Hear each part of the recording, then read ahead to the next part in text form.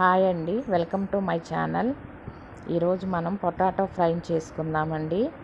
చాలా త్వరగా రెడీ అవుతుందండి ఈ కర్రీ. చాలా సింపుల్గా చేసుకోవచ్చు. కాలేజీ స్టూడెంట్స్, బ్యాచిలర్స్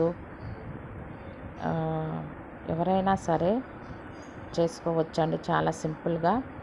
ముందుగా మనం బంగాళదుంపలు తీసుకొని శుభ్రంగా కడుక్కొని వాటికి ఉన్న పీల్ని తీసుకోవాలండి. తీసుకొని కట్ చేసుకోవాలా పీసులుగా. దీనికి సంబంధించిన ఇంగ్రీడియంట్స్ అన్నీ డిస్క్రిప్షన్ బాక్స్లో మెన్షన్ చేస్తానండి, తప్పకుండా చూడండి. స్టవ్ వెలిగించుకొని కడాయి పెట్టుకోవాలండి.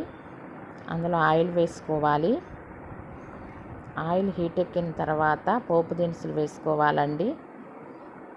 చాలా త్వరగా అయిపోతుందండి. ఈరోజు నేను లేట్గా లేచానండి. ప్రణయ్ లంచ్ బాక్స్లోకి చేస్తున్నాను ఈ కర్రీ.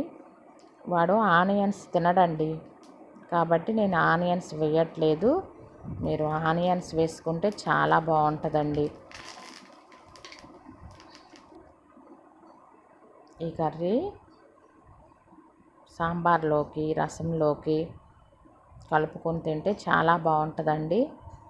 కానీ వాడు మామూలుగా విడిగా కూరే తినేస్తాడు, ఫ్రై అన్నంలో కలుపుకొని బాగా ఇష్టపడతాడండి. అందుకని చేస్తున్నాను. ఈ ఛానల్ని సపోర్ట్ చేయండి. ఇలాంటి వీడియోస్ మరిన్ని కావాలంటే లైక్ చేసి సబ్స్క్రైబ్ చేసుకోండి. మూత పెట్టుకుంటే ఉడికిద్ది, ఫ్రై అవుతుంది బంగాళదుంప.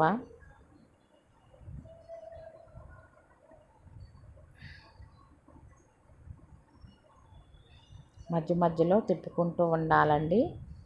అడుగంటకుండా ఉండటానికి తిప్పుకుంటూ ఉంటే అడుగంటకుండా ఉంటుంది. త్వరగా అడుగంటిద్దండి, మనం చూసుకోవాలి. ముందుగానే సాల్ట్ వేసుకోకూడదండి.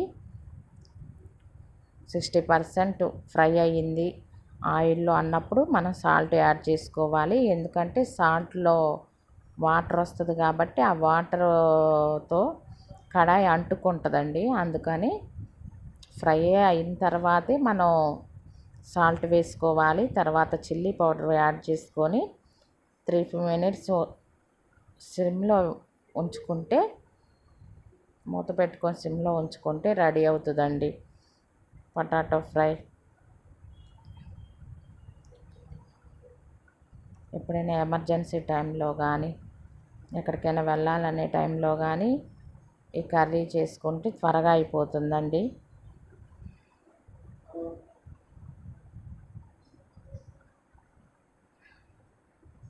అడుగంటకుండా చూసుకోవాలండి.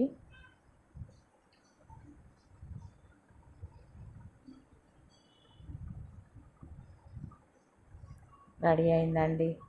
చాలా టేస్టీ అయిన బంగాళదుంప ఫ్రై రెడీ అయింది. లంచ్ బాక్స్లోకి నేను సర్వ్ చేస్తున్నానండి ప్రణయ్కి.